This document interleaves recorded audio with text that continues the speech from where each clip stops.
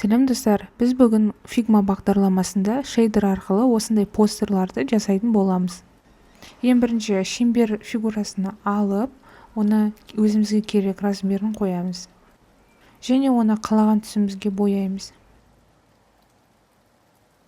Енді бұның 7 рет көшірмесін жасап аламыз.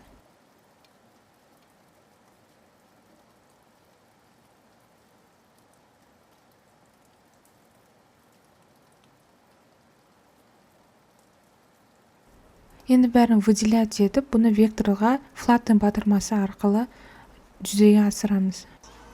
Және видеодағыдай көрсетілгендей бір-бірімен диагоналін байланыстырамыз.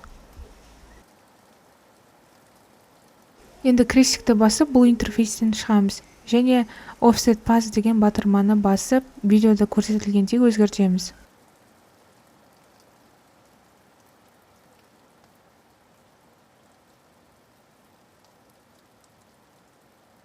Енді бұл фигурадан паттерн жасаймыз. Ең бірінші Instagram форматындағы фреймдерді қосамыз және біреуін таңдаймыз. Фонын бояғанда үшінші тұрған батырманы басып, біздің объект таңдаймыз. Бізде сол кезде фонымыз паттерн болады. Енді осы паттернді алып, бірінші фреймнің ішіне қоямыз.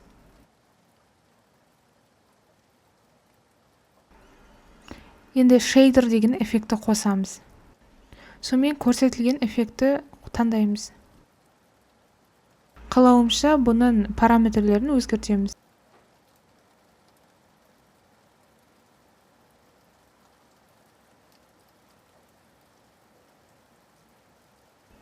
Және тағы бір фрейм қосамыз, және осы жасаған фреймімізді апарамыз соның ішіне. Енді қалаған текстімізді жазамыз.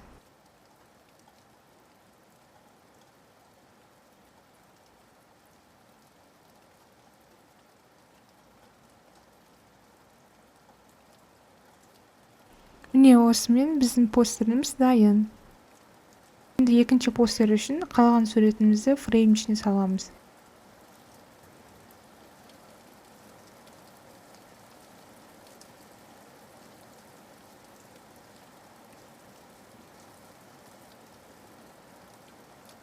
Және бұған шейдер эффектін қосамыз.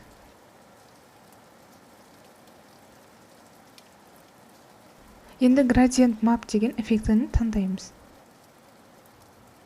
Енді видеода көрсетілгендей өзгерістерді енгіземіз.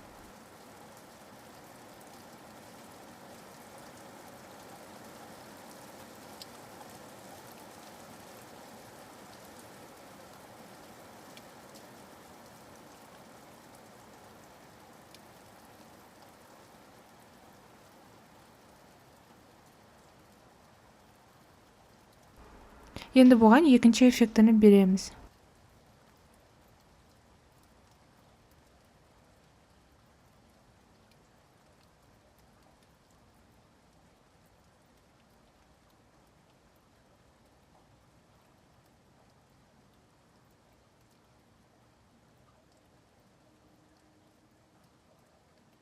Енді тағы үшінші эффекті қосатын боламыз.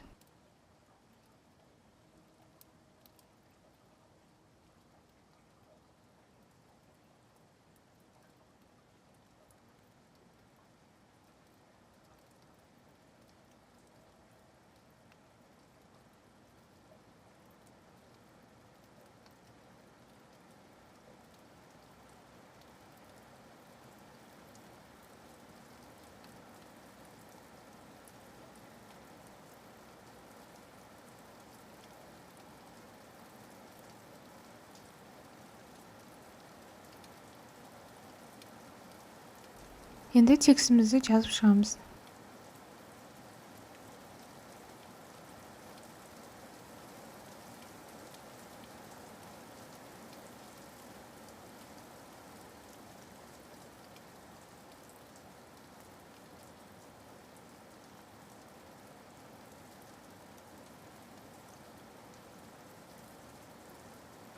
Көріп тұрғаныңыздай текстімізге де шейдер эффектін беруге болады.